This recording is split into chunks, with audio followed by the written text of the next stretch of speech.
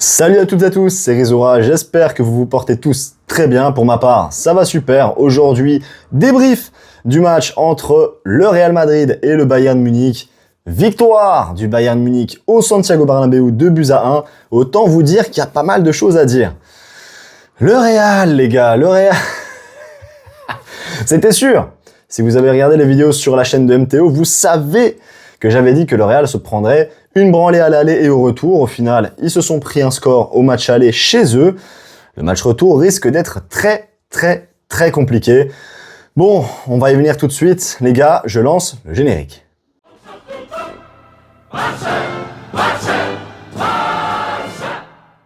Bon les gars, avant de commencer ce débrief, je voulais vous dire merci énormément à vous d'être aussi nombreux sur la chaîne. J'ai lancé mon contenu il y a environ 1 mois et demi.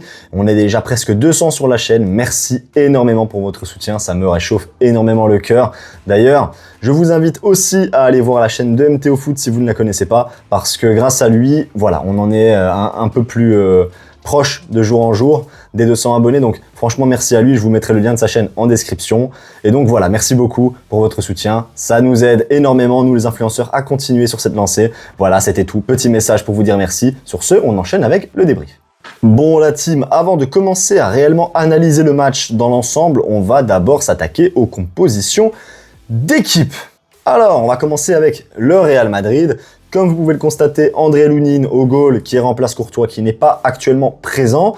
Trent Alexander-Arnold accompagné de Alvaro Carreras sur les côtés. On sait que voilà, c'est classique, même si Alexander-Arnold n'est en général pas préféré à Carvajal. Je ne sais pas s'il était sur le banc. Il était sur le banc, donc il a été préféré à Carvajal.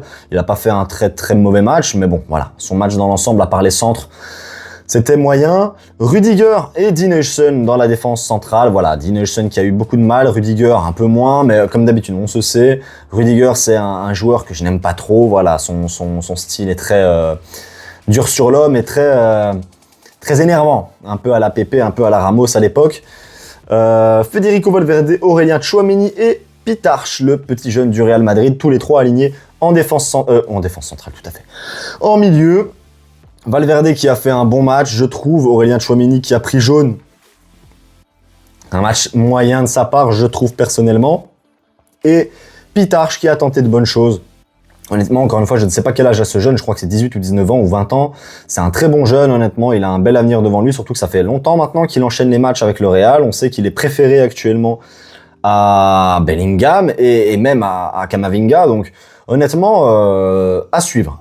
Et alors en attaque, on a Arda Güler, Kylian Mbappé et Vinicius Junior qui aura fait un très gros match. Vinicius, on va en reparler. Et Kylian Mbappé a tenté aussi sa chance. Il a marqué un goal, donc voilà, il faut quand même en parler. On en reparlera après.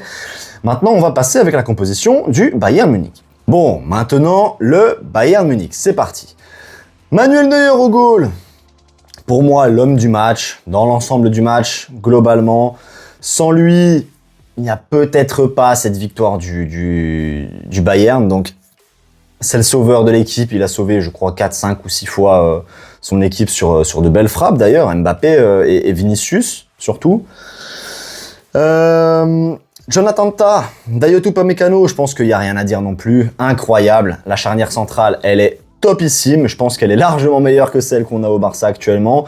Donc là-dessus, top. Jonathan Tah qui a eu un peu de mal quand même, c'est vrai, même si j'adore ce joueur. Et puis Upamecano qui a, lui, par contre, fait un très gros match.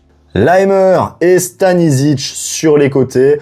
Pas grand-chose à dire. Voilà, Stanisic, bon match. Laimer, un peu moins bien, mais ça va. Globalement, la défense du Bayern Munich ce soir était bonne. Elle n'a encaissé qu'un seul goal, malgré la doublette Vinicius Mbappé qu'on connaît, assez dangereuse parfois, surtout en Ligue des Champions. En milieu défensif cette fois, on avait Pavlovic accompagné de Kimmich. Voilà, Pavlovic, match moyen, maîtrisé mais moyen, et puis accompagné de Kimmich le taulier. Pour moi, encore une fois, un gros top dans ce match côté Bayern. J'ai adoré son match, honnêtement, j'ai pas grand chose à dire sur lui. C'est un joueur qu'on connaît, qu'on voulait au FC Barcelone, qu'on n'a pas eu, et qu'au final, je pense on peut le regretter, parce que quand tu vois le match qui sort aujourd'hui, masterclass. C'est le patron de ce milieu de terrain, c'est le patron du milieu de l'équipe du Bayern Munich, et honnêtement, je pense que lui va faire du bien au Bayern, même au match retour. Rien à dire, lui il faut le garder titulaire côté Bayern. Voilà, pour moi je resterai là-dessus pour le milieu. En numéro 10, Serge Gnabry qui lui a fait un match plutôt décevant, on le connaît et c'est un habitué des titulaires côté Bayern, accompagné à côté de Luis Diaz et d'Olysée. Bon évidemment là par contre ça n'a rien à voir. Côté gauche, Luis Diaz, top niveau, rien à dire, on le voulait au Barça aussi, d'ailleurs on les voulait tous. Je crois, on voulait Jonathan Tah, qui était titulaire aujourd'hui, on voulait Kimmich, qui était titulaire aujourd'hui, on voulait Luis Diaz, qui était titulaire aujourd'hui, et on parle même un petit peu de Harry Kane, qui d'ailleurs était titulaire et qui a planté un goal qui est en numéro 9. Justement, c'était le dernier à qui je voulais parler. Donc voilà, l'attaque du Bayern Munich, incroyable, rien à dire. Luis Diaz, Harry Kane, Olysée, c'est patate. Gnabry, c'était censé être bon en apport, mais numéro 10, voilà. C'était très moyen, son match était très moyen. Je pense que c'est le seul flop côté Bayern ce soir. Pavlovic, voilà, c'est moyen. Kimmich, top match, encore une fois. Voilà pour la composition du Bayern Munich. Maintenant, on va essayer d'analyser le match dans sa globalité. Au niveau du scénario, on le sait, le Real Madrid ne pouvait pas perdre à domicile parce qu'aller jouer à l'Allianz Arena, c'est jamais facile, surtout quand tu veux un résultat positif. Là, ils sont vraiment partis avec une balle dans le pied, tirée à balles réelles, parce que 1-0 au Bernabéu, c'était vraiment pas le score qu'ils voulaient, je pense. Le Bayern a été chercher ce qu'il voulait, je pense qu'il voulait pousser le Real Madrid dans ses retranchements. Enfin, une équipe qui a compris comment jouer le Real Madrid. C'est parfait! Tu les pousses, et enfin une équipe qui n'a pas peur du nom Real Madrid, parce qu'aujourd'hui, le nom du Real Madrid ne veut plus rien dire. Pour moi, il ne veut plus rien dire.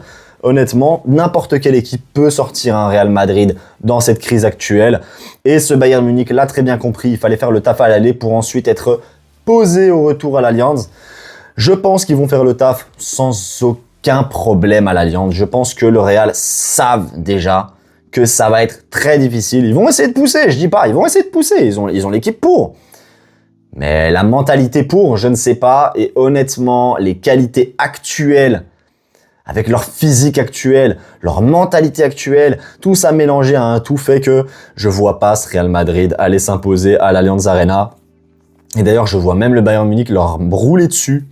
Littéralement, je pense que le Bayern ne va pas avancer comme un Atlético match retour par exemple, où ils iront mettre un bus. Si imaginons le Barça perd le match aller, l'Atlético reviendra au match retour avec un bus pour empêcher que le Barça pousse. Bon là, ce sera pas pareil. Je pense que au Bayern Munich, je pense que le Bayern va pousser à fond et va essayer de mettre un gros score à l'allemande, un peu comme on connaît. Peut-être un 4-0 ou un 4-1, quelque chose comme ça. Je vois bien un petit 4, je sais pas pourquoi. Mais globalement, c'était vraiment pas ce qu'il fallait. La mission côté Real, elle a échoué. Kylian Mbappé a tenté, mais c'était pas ça. Voilà. Manuel Neuer. En fait, pour une fois qu'on peut dire que Mbappé a fait un match correct, et ben il y a Manuel Neuer en face. D'ailleurs, on a vu plusieurs fois Mbappé en train de râler, mettre ses mains sur sa tête et dire c'est pas possible. Eh oui, c'est pas possible. Tu as Manuel Neuer prime en face de toi. Je sais pas quel âge il a, il doit approcher les 40 ans. Franchement, quel match. Il a détruit Mbappé. Il a quand même marqué un goal, il n'y a rien à dire. Donc il est quand même là, voilà, il a marqué son petit but. Mais c'est tout. Non, globalement, niveau Real Madrid, on avait Vinicius qui a énormément tenté. Il a vraiment énormément tenté. Mais ça passe pas. Ça passe pas. Voilà, c'est un joueur que j'adore, qui me fait extrêmement peur. Mais il me fait surtout peur quand il joue contre le Barça. Voilà, contre les autres équipes, en général, il me fait moins peur. Donc ça s'est vu aujourd'hui. Il a beaucoup tenté, mais il a beaucoup raté. Donc globalement, le Real peut pas vraiment s'en vouloir. Ils ont tenté leur match, mais tu sais que tu joues contre une équipe qui va pas te laisser jouer. Le Bayern Munich, c'est un rouleau compresseur. Si tu n'es pas sûr à 100% de tes forces, si tu n'es pas sûr de toi sur le terrain, le Bayern va t'écraser. Ça a toujours été comme ça. Et aujourd'hui, en plus, ils ont l'esprit revanchard. Ils se font à chaque fois sortir par le Real Madrid en Ligue des Champions, en tout cas dans le passé. Aujourd'hui, ils se sont dit, c'est le moment de rechanger un petit peu la donne. On va aller au Real et on va leur mettre un score. Bon, 2-1, c'est pas un gros score, mais c'est quand même une victoire au Bernabéu. Honnêtement, rien à dire. Côté Real, il n'y a pas grand-chose à dire. Leur match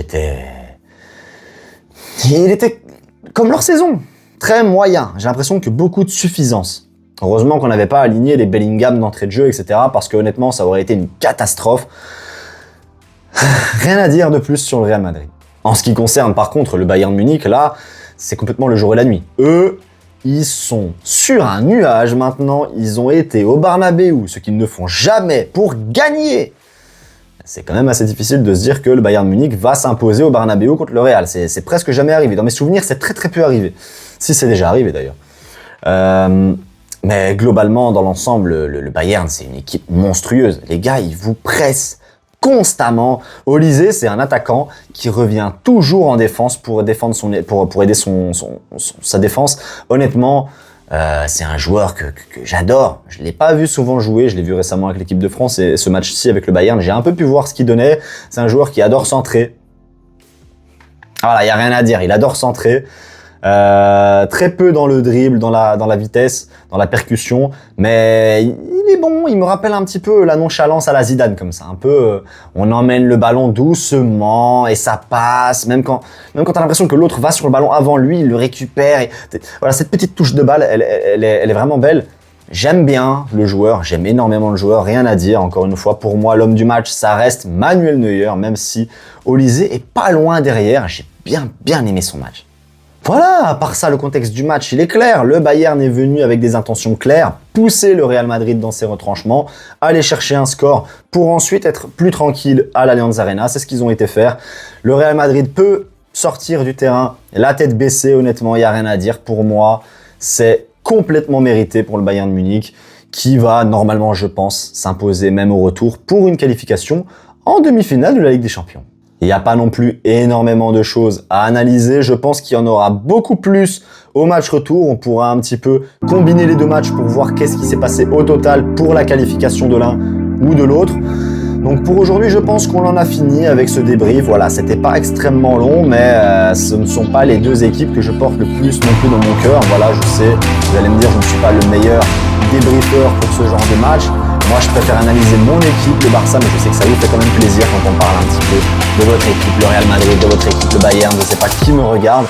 En attendant, franchement, ça m'a fait quand même plaisir de regarder ce match et de l'analyser. Surtout si le Real perd, dans tous les cas, ça reste toujours un plaisir. Sur ce, la team, bien évidemment, on se donne rendez-vous demain pour le match de Ligue des Champions. Allez aussi en quart de finale entre le FC Barcelone et l'Atlético de Madrid. Ouh, est-ce qu'on est chaud ou on n'est pas chaud? Donc les gars, on se dit à demain. C'était Rizora. Visca Barça. Les amis, merci d'avoir suivi cette vidéo jusqu'au bout. Si vous l'avez aimé, comme d'habitude, vous le savez, un like, un commentaire, on partage et on s'abonne. Encore merci beaucoup pour tout votre soutien. Moi, je vous laisse ici, c'était Rizora. Visca Barça.